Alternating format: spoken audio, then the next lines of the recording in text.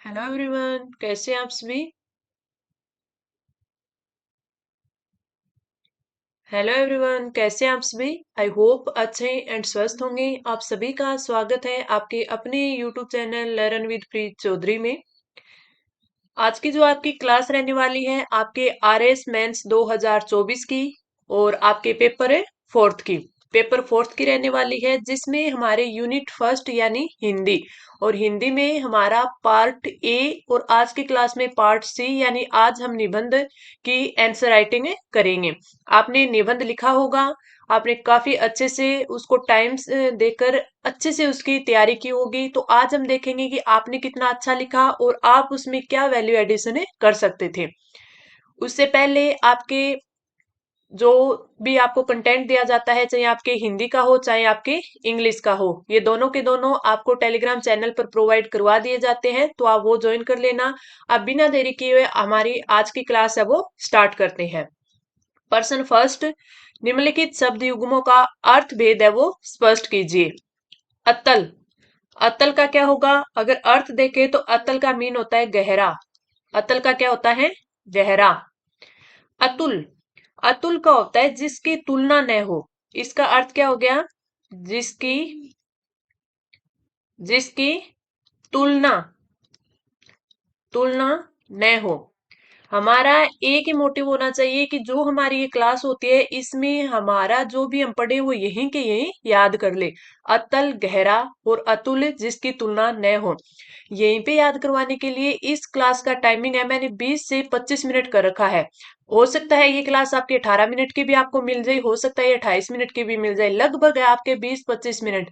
और ये मैंने इसलिए कर रखा है ताकि आपके जो पार्ट ए है इसका रिवीजन हर रोज हो, जिसमें मैं अलग अलग 5 से 6 क्वेश्चन लेके आती हूँ। कभी आपके संधि उपसर्ग पढ़ते होते हैं, कभी शब्द शुद्धि होती है, कभी आपके शब्द युग्म होते हैं, कभी आपके पर्यायवाची होते हैं, कभी आपके वाक्य शुद्धि होती है, लोकोक्ति मुहावरे होते हैं, ताकि इनका है आपका प्रैक्टिस है चलते रहे।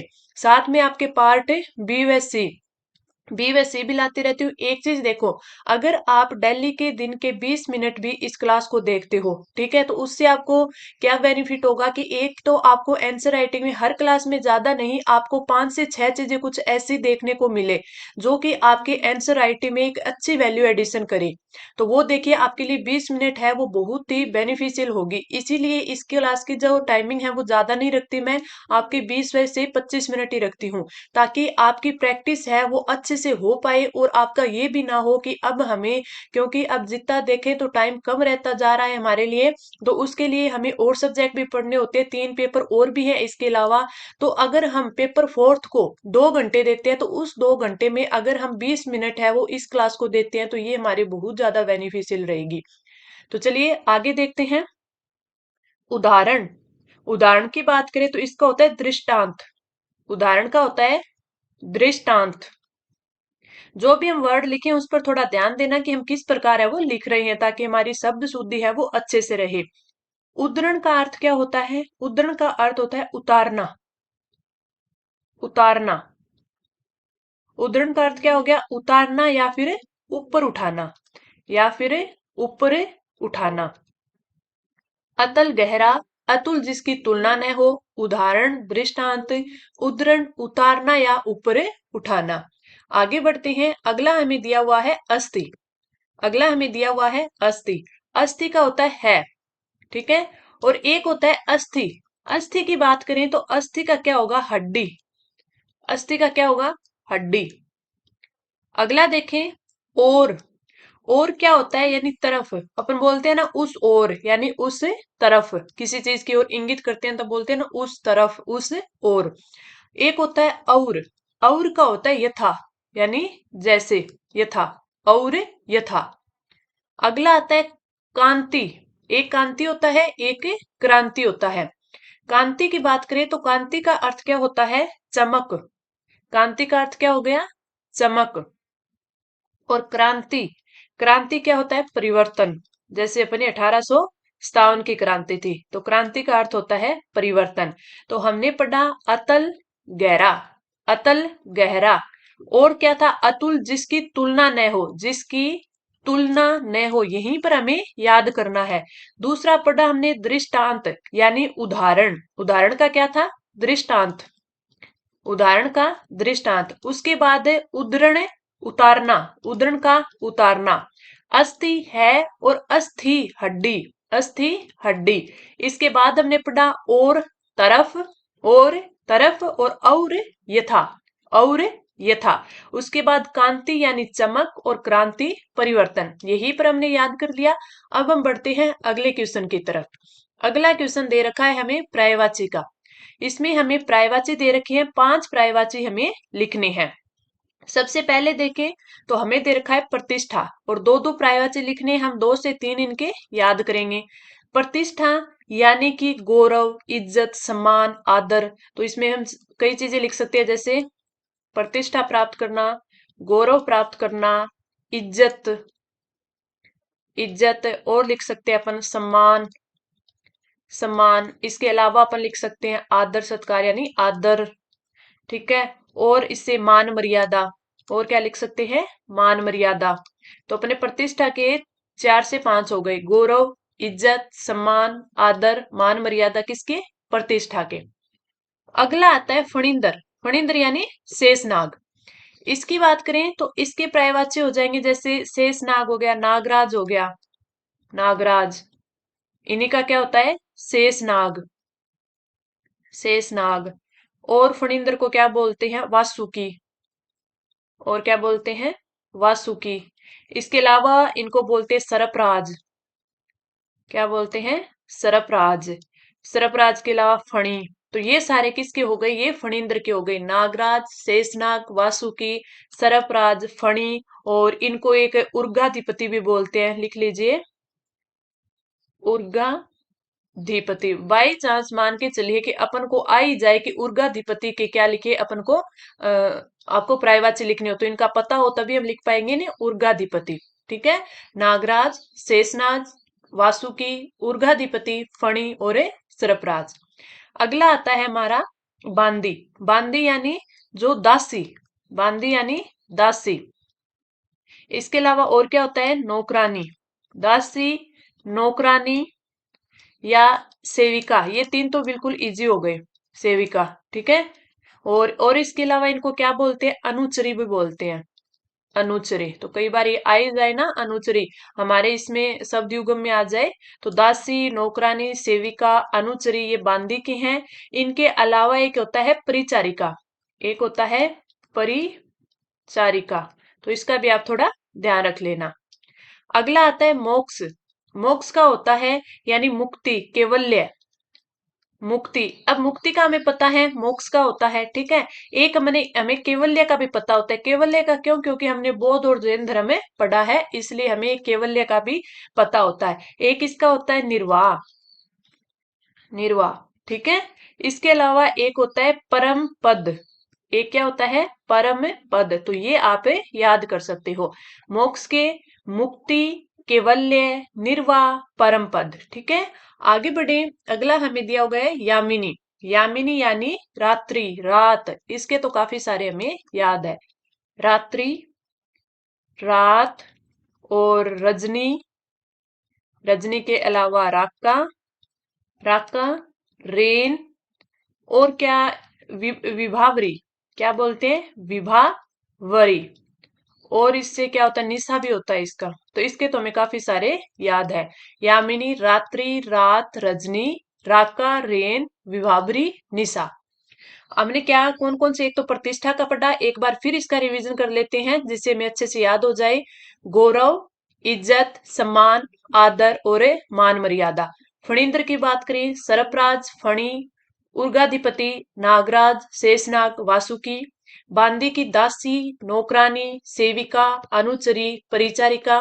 मोक्ष का हो गया मुक्ति, कैवल्य, निर्वाह, परम पद। यामिनी रात्रि, रात, रजनी, राका, रेन, विभावरी और निशा। अब आता है हमारा अगला क्वेश्चन, जिसमें हमें क्या दिया गया है? वाक्य शुद्ध करना, यानी वाक्य अशुद्धि हमें दिया गया है। वाक्य अशुद्धि की बात करें तो हमें सबसे पहला दिया गया है, भूख के कारण उसका प्राण निकल गया। भूख के कारण उसका प्राण निकल गया, तो इसके क्या हो जाएंगे, भूख के कारण उसके प्राण निकल गए। तो अपन इसका पूरा ही लिखते हैं, तो कारण भूख के कारण उसके उसके प्राण निकल गए, निकले गए। ये हमारा शुद्ध वाक्य हो जाएगा, भूख के कारण उसके प्राण निकल गए। अगले की बात करें, हमें 2 नंबर दे रखा है, प्रत्येक मनुष्य को व्यावहारिक ज्ञान होना चाहिए। प्रत्येक मनुष्य को व्यावहारिक ज्ञान होना चाहिए। अब देखिए इसमें व्यावहारिक, ये क्या सही लिखा हुआ है? अगर ये शब्द शुद्ध में भी आता है तो भी ऐसे लिखा हुआ होता है, इसमें गलती हो जाती है। तो प्रत्येक मनुष्य को व्यावहारिक ज्ञान होना चाहिए, सिर्फ इसमें एक में अशुद्धि दे दी। तो इसका सही शुद्ध क्या हो जाएगा, वै या, इसमें क्या आएगा, या आएगा, व्यावहारिक, व्यावहारिक। ठीक है, तो हमें क्या लिखना है, प्रत्येक मनुष्य को व्यावहारिक ज्ञान होना चाहिए, सिर्फ इस एक शब्द में। और यही शब्द अगर शब्द शुद्धि में होता तो ये इसका हो जाता। अगला है, टंकण कार्य में देर हो जाने स्वाभाविक है। देर हो जाने स्वाभाविक है, तो मुझसे भूला ही गया ये सही शब्द, कि टंकण कार्य में देर हो जाना स्वाभाविक है, हो जाने नहीं, हो जाना। तो अपन लिख सकते हैं, टंकण कार्य में, टंकण कार्य में देर हो जाना, देर हो जाना स्वाभाविक है, स्वाभाविक है, स्वाभाविक है। ठीक है, तो ये हमारा बिल्कुल शुद्ध वाक्य हो गया। जाने नहीं, ये होगा जाना। 10 आदमी के रहने का प्रबंध करना है। 10 आदमी के रहने का प्रबंध करना है, तो 10 आदमी नहीं होते, 10 आदमियों का, 10 आदमियों का, आदमियों, 10 आदमियों के रहने का, के रहने का प्रबंध करना है, प्रबंध करना है। ये हमारा शुद्ध वाक्य हो गया। तो इसमें आदमी नहीं आ गया, 10 आ गया, तो आदमियों यानी बहुवचन, आदमियों का। इसमें यह भी ध्यान रखना, ये यहाँ पर एक बिंदी आएगी। ठीक है, आगे बढ़ते हैं हमारे 5वें वाक्य की तरफ, जो हमें दिया गया है, शिक्षकों ने विद्यार्थियों की सभी बातें ध्यान के साथ सुनी। शिक्षक ने विद्यार्थी की सभी बातें ध्यान ध्यान के साथ सुनी। तो इसमें हम क्या लिखेंगे, शिक्षक ने विद्यार्थी की सभी बातें ध्यान से सुनी। ध्यान के साथ नहीं, ध्यान से सुनी। ठीक है, तो इसमें हमें गलती क्या दी है, शिक्षक ने, शिक्षक ने विद्यार्थी विद्यार्थी की सभी बातें, सभी बातें ध्यान से सुनी, ध्यान से सुनी। ये हमारा शुद्ध वाक्य हो गया। अगला हमारा जो क्वेश्चन आता है वो आता है हमारे लोकोक्ति और मुहावरों का। निम्नलिखित मुहावरों या लोकोक्तियों का वाक्यों के साथ सार्थक प्रयोग कीजिए। सबसे पहला हमें दिया गया है, अंधे के हाथ बटेर लगना। अंधे के हाथ बटेर लगना, सबसे पहले हम इसका अर्थ लिखेंगे, उसके बाद इसका वाक्य में प्रयोग करेंगे। तो अंधे के हाथ बटेर लगना का अर्थ होता है, संयोग से अयोग्य या अनाड़ी को सफलता मिलना। अंधे के हाथ यानी संयोग ही हो गया, वरना वो इसके लायक नहीं था। तो अपन यहां लिख सकते हैं, संयोग से, संयोग से अयोग्य, अयोग्य को सफलता मिलना, सफलता मिलना, मिलना। यहाँ पे आप ये भी लिख सकते हो कि संयोग से अनाड़ी को सफलता मिलना, यानी अनाड़ी जो इसके चीज के लायक नहीं था। तो संयोग से अयोग्य को सफलता मिलना या संयोग से अनाड़ी को सफलता मिलना। अगर इसका हम वाक्य में प्रयोग करना चाहे तो क्या लिखेंगे, मैंने विरोस का कभी पढ़ते लिखते नहीं देखा। कि मैंने विरोस को कभी पढ़ते लिखते नहीं देखा, जब देखो वह सोता ही मिलता है। उसने जब बताया कि वह आरएस की परीक्षा में पास हो गया, तो मैंने कहा कि तुम्हारी योग्यता का प्रमाण नहीं मानता। यानी यह तो अंधे के हाथ बटेर लगना हो गया। आप छोटा वाक्य भी कोई बना सकते हो। तो इसमें हम लिखते हैं, मैंने मैंने विरोस को कभी पढ़ते लिखते नहीं देखा। पढ़ते लिखते नहीं देखा। नहीं देखा। जब देखो। जब देखो। जब देखो तो तब वह। तब वह सोता ही मिलता है। सोता ही मिलता है। मिलता है। उसने जब बताया।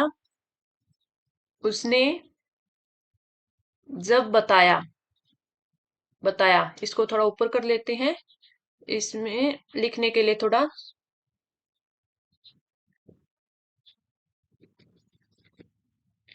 अपन यहाँ लिखते हैं। उसने जब बताया कि वह RS RAS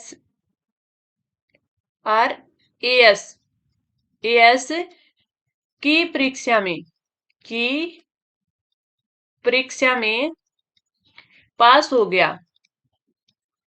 पास हो गया है। तो मैंने कहा। तो मैंने कहा कि इसे तुम्हारी योग्यता का प्रमाण। इसे तुम्हारी योग्यता योग्यता का प्रमाण नहीं मानता। मानता। क्यों? क्योंकि ये तो आप लिख सकते हैं मानता, फिर यहाँ पे आप कोमा लगाना है के और फिर लिखना यह तो अंधे के हाथ। अंधे के हाथ बटेर लगना है। हाथ बटेर लगना है। लगना है। आपको छोटा भी अगर वाक्य में प्रयोग इसमें आपको आ रहा हो तो आप छोटा भी लिख सकते हो। बस ये तो आपकी ये है कि आंसर राइटिंग है जो आपके माइंड में उस टाइम में क्लिक करे। अब आप सोचिए कि उस टाइम आपके माइंड में कोई कुछ क्लिक नहीं किया, ठीक है, और आप फिर सोचते रहे तो उसमें टाइम निकल गया। इससे अच्छा थोड़ा कुछ बड़ा भी लिख दे, क्योंकि उस टाइम हमारे हाथ की लिखने की स्पीड ज्यादा होती है। लेकिन उस टाइम ये होता है कि हमें सही वाक्य में प्रयोग हमारे माइंड में क्लिक होना चाहिए। अगला है अरसफियों की लूट। अगला दिया है असरफियों की लूट और कोयले पर मोहर। असरफियों की लूट और कोयले पर मोहर, इसका सबसे पहले हम देखें वाक्य आपका अर्थ। सबसे पहले अर्थ देखें तो इसका अर्थ क्या होता है कि जो कीमती चीज की परवाह न करके छोटी चीजों की रक्षा करने की कोशिश करना, यानी लूटा असरफियों की लूट और कोयले पर मोहर। ठीक है, तो इसका सबसे पहले लिखते हैं अर्थ। तो अर्थ क्या होगा कि कीमती चीज। कीमती चीज की परवाह परवाह न करके छोटी चीजों की छोटी चीजों की रक्षा करने की कोशिश करना। रक्षा करने की कोशिश करना। कोशिश करना। अब एक चीज आप यहाँ पे देखना, मैंने ऊपर भी जब आपको लिखवाया था तो उसमें जैसे प्रमाण हो गया, परीक्षा हो गई, तो ये जो जो आपके वर्ड शब्द होते हैं ना, इनको थोड़े से अच्छे से लिखना। क्योंकि अगर आपको जब तक ये आपको सही से शुद्ध लिखना आएगा ना, तभी आप उस चीज को सही से कर पाओगे। तो इसलिए उस चीज को आप जितनी ज्यादा आंसर राइटिंग करोगे आपको अच्छे से उसको लिखना आना चाहिए। अब अपन यहाँ पर वाक्य में प्रयोग करते हैं। बस मेन मोटिव ये रहना चाहिए कि हमारी कोई भी लिखने में अशुद्धि नहीं होनी चाहिए। चाहे अपन थोड़ा सा कम लिख दे, लेकिन अशुद्धि ज्यादा दिखेगी ना, तब हमें मार्क्स है वो इतने अच्छे नहीं मिलते। अगर असरफियों की लूट और कोयले पर मोहर के वाक्य में प्रयोग की बात करें तो हम लिख सकते हैं आय में वृद्धि और व्यय में कमी, यह ज्ञान शंकर के सुप्रबंध का फल था। यद्यपि गायत्री भी किफायती पर नजर रखती थी, पर उसकी किफायत असरफियों की लूट और कोयले पर मोहर को चरितार्थ करती थी। अब ये थोड़े से डिफिकल्ट से अपने वाक्य में प्रयोग है, लेकिन इनको करने से हमें एक चीज सीखने को मिलेगी कि बाई चांस अगर हमें उस टाइम कुछ माइंड में क्लिक ना हो रहा हो तो हम ऐसी चीजें भी बना सकेंगे अपने माइंड से। ठीक है, अगर कोई इजी हमें वाक्य है वो नहीं मिलता है तो अपन यहाँ लिख सकते हैं आय में वृद्धि। आय में वृद्धि और व्यय में कमी। और व्यय में कमी, कमी। यह ज्ञान संकर, किसी व्यक्ति का नाम ज्ञान संकर के सुप्रबंध, सुप्रबंध यानी वो जो अपना काम करता था वो प्रबंध तरीके से करता था, यानी सुप्रबंध का फल था, का फल था। आगे अपन क्या लिखेंगे, यद्यपि। अब इन चीजों को लिखने में थोड़ा सा सही आना चाहिए, और ये जो हम वर्ड लिख रहे हैं ना इनको हमें पता भी होना चाहिए। जैसे हमने कल किया था, कल वाले टेस्ट में यद्यपि, यद्यपि की बात करें तो इसमें हमने यदि प्लस अपि संधि की थी ना इसकी, यद्यपि। तो ये चीजें भी थोड़ा सा आप ध्यान रखना, अगर इनको आप ध्यान रखोगे ना तब भी अपने आंसर राइटिंग में कुछ ऐसे ऐसे वर्ड लिख पाओगे जो एग्जामिनर देखेगा कि हाँ बंदे को नॉलेज तो है। तो यद्यपि लिख के अपन आगे लिखे गायत्री भी, गायत्री भी किफायती पर, किफायती पर नजर रखती है, नजर रखती है, नजर रखती है, पर उसकी, पर उसकी किफायत, पर उसकी किफायत।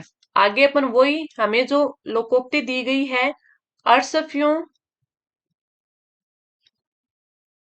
असरफियों की लूट, की लूट और कोयलों पर, कोयलों पर मोहर, मोहर को चरितार्थ करती है, मोहर को चरितार्थ करती है, चरितार्थ करती थी लिख दे यहाँ पे, क्योंकि हमने ऊपर किसका जो अपने लिखा है ना ज्ञान शंकर के बारे में, तो यहाँ पे लिखा था। तो आय में वृद्धि और व्यय में कमी यह ज्ञान शंकर के सुप्रबंध का फल था। यद्यपि गायत्री भी किफायती पर नजर रखती थी, पर उसकी शिकायत, उसकी किफायत असरफियों की लूट और कोयलों पर मोहर को चरितार्थ करती थी।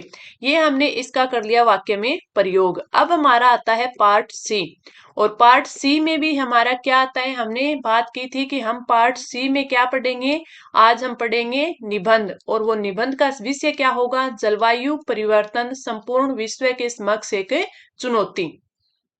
इसकी अगर हम बात करें तो इसमें हम चल देंगे, सबसे पहले हमें जो विषय दिया गया है उसके बारे में थोड़ा सा देखेंगे। सबसे पहले वही लाइन लिखेंगे, जलवायु परिवर्तन संपूर्ण विश्व के समक्ष एक चुनौती। फिर इसके बारे में जो जलवायु परिवर्तन है इसके बारे में 5 से 6 लाइनों में हम लिखेंगे। विश्व भर में जलवायु परिवर्तन का विषय सर्वविदित है। इस बात से इनकार नहीं किया जा सकता कि वर्तमान में जलवायु परिवर्तन वैश्विक समाज के समक्ष मौजूद सबसे बड़ी चुनौती है, एवं इससे निपटना वर्तमान समय की बड़ी आवश्यकता बन गई है। 19वीं सदी के अंत में अब तक पृथ्वी की सतह का औसत तापमान लगभग 1.62 डिग्री फ़ारेनहाइट अर्थात लगभग 0.9 डिग्री सेल्सियस बढ़ गया है। सबसे पहले मैंने आपको एक चीज बोली थी कि जब भी आप किसी भी विषय पर निबंध लिखो, अगर कोई वो चीज, कोई विषय ऐसा है जिसके बारे में आप कोई अच्छी सी पंक्ति है वो जानते हो, तो आप उस पंक्ति को लिखो। फिर उस विषय के बारे में 5 से 6 लाइनों में हो तो आप 1 से 2 पैराग्राफ में उसको डिफाइन करो अच्छे से कि वो चीज क्या है। तो अब हम जलवायु परिवर्तन पर बात कर रहे हैं, तो जलवायु परिवर्तन के लिए 1 से 2 पैराग्राफ में हम उसको, उसके बारे में लिखेंगे कि जलवायु परिवर्तन है क्या, इससे सारे जो राष्ट्र है उन पर इसका क्या इफेक्ट पड़ रहा है, ये सारी चीजें हम उसमें बताएंगे। तो जैसे हमने इसमें ऊपर लिखा, फिर आगे बढ़े कि इसके अतिरिक्त पिछली सदी के अब तक समुद्र के जल स्तर में भी लगभग 8 इंच की बढ़ोतरी दर्ज की गई है। जलवायु परिवर्तन क्या है, अब इसको लिखेंगे, जब किसी क्षेत्र विशेष के औसत मौसम में परिवर्तन आता है तो उसे जलवायु परिवर्तन कहते हैं। इसे अनियमित बारिश, औसत तापमान में वृद्धि, समुद्री जल स्तर में वृद्धि के रूप में महसूस किया जा सकता है। मैंने बोला ना, पहले हम जलवायु परिवर्तन या तो इसको डेफिनेशन को पहले लिख सकते थे, जलवायु परिवर्तन क्या है यहाँ पे लिख देते, उसके बाद पूरे विश्व भर में इसके इससे क्या चुनौती खड़ी हो रही है या फिर पूरे विश्व भर में इससे क्या क्या चीजें हो रही है वो अपन यहाँ लिख दे। इस पैराग्राफ में आप दोनों चीजें कर सकते थे, पहले इसके बारे में लिखकर फिर इसकी डेफिनेशन दे दो, या पहले इसकी डेफिनेशन देकर फिर इसके बारे में लिख दो।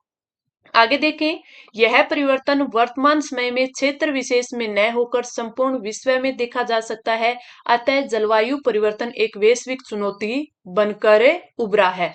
ये यहाँ पे लाइन था, आपके टाइपिंग में थोड़ा सा ये नीचे हो गया, ठीक है, क्योंकि ये बोला है ना कि एक चुनौती है, तो विश्व भर में ये कि वैश्विक चुनौती बनकर उभरा है। जलवायु परिवर्तन के कारण लिखेंगे अब हम। अब आगे क्या लिखेंगे, जलवायु परिवर्तन के कारण, इसको मैं आपको सही करके दिखा देती हूँ। ये इस प्रकार इसी पैराग्राफ का था, फिर अपन इसको नीचे लिख सकते हैं। टाइपिंग करते टाइम जब टाइम नहीं होता तो ये थोड़ा सा हो जाता है। अपन लिखेंगे कि जलवायु परिवर्तन, ये देखिए, यह परिवर्तन वर्तमान समय में विशेष क्षेत्र में न होकर संपूर्ण विश्व में देखा जा सकता है, अतः जलवायु परिवर्तन एक वैश्विक चुनौती बनकर उभरा है। जलवायु परिवर्तन के कारण क्या है वो बताएंगे। अध्ययन के दृष्टिकोण से कारणों को दो भागों में बांटा जा सकता है, एक तो वो जो प्राकृतिक कारण है, एक जो मानवीय कारण है। पहले दो लिखे, फिर हम नीचे है इनको प्राकृतिक कारण कौन कौन से और मानवीय कारण कौन कौन से हैं ये भी हमें बताएंगे। अब पहले एक नंबर लगा के हमने लिखा मुख्य प्राकृतिक कारण कौन कौन से है। सबसे पहला मुख्य प्राकृतिक कारण है महाद्वीपों का खिसकना। हम आज जिन महाद्वीपों को देख रहे हैं वे पृथ्वी की उत्पत्ति के साथ ही निर्मित हुए थे। महाद्वीपों के अंतर्ज्ञान एवं प्लेटों के टकराने के कारण इनका निरंतर खिसकना जारी रहता है, जिसके कारण महाद्वीपों के आंतरिक व बाह्य स्वरूप में बदलाव होता रहता है, और यह पूरी प्रक्रिया जलवायु परिवर्तन की पृष्ठभूमि है वो तैयार करती है। यानी महाद्वीपों के खिसकने के बारे में हम 3 से 4 लाइनों में यहाँ लिख देंगे, तो ये हमारा पहला प्राकृतिक कारण हो गया। दूसरा प्राकृतिक कारण क्या है, ज्वालामुखी विस्फोट। ज्वालामुखी विस्फोट की बात करें तो जब कोई ज्वालामुखी विस्फोट होता है तो उससे वातावरण में काफी मात्रा में सल्फर युक्त गैस, धूलकण व राख का उत्सर्जन होता है। ये उत्सर्जित पदार्थ लंबे समय तक वातावरण में बने रहते हैं। ज्वालामुखी से निकली गैसें व प्रदूषकों की वजह से सूर्य का प्रकाश पर्याप्त मात्रा में पृथ्वी तक नहीं पहुंच पाता, जिससे तापमान में कमी आती है। इसके अतिरिक्त प्राकृतिक कारणों में पृथ्वी का अपने एक्स पर झुकाव एवं समुद्री तरंगों को सम्मिलित किया जाता है। अब यहाँ तापमान में कमी आती है। अब यहाँ पर आप स्पेस देके इस चीज को नीचे लिख सकते हो। नीचे लिखने के ये क्या होगी कि यहाँ तक तो हमने दो इसके प्राकृतिक कारण लिख दिए, इसके बाद हम लिखेंगे कि इसके अतिरिक्त प्राकृतिक कारणों में पृथ्वी का अपने एक्स पर झुकाव एवं समुद्री तरंगों को सम्मिलित किया जाता है।